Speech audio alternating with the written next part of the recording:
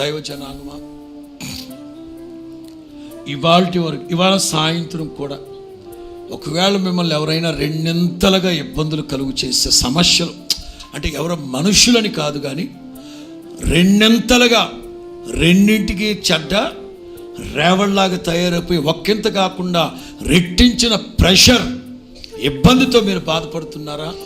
క్రీస్తు యేసు యొక్క శక్తి కలిగిన నామాన్ని బట్టి ఆనబెట్టి చెప్తున్నారు, ఇవాళ సాయంకాలం వరకు మిమ్మల్ని తరుముకుంటూ వచ్చిన శత్రువులు, శ్రమలు రేపటి నుంచి మీ కంటికి కనిపించవు.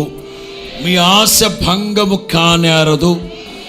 అది సమస్య కానీ, సమస్య కలిగించే వాళ్ళే కానీ, రెండింతలుగా మిమ్మల్ని ఇబ్బంది పెట్టేవాళ్ళే కానీ.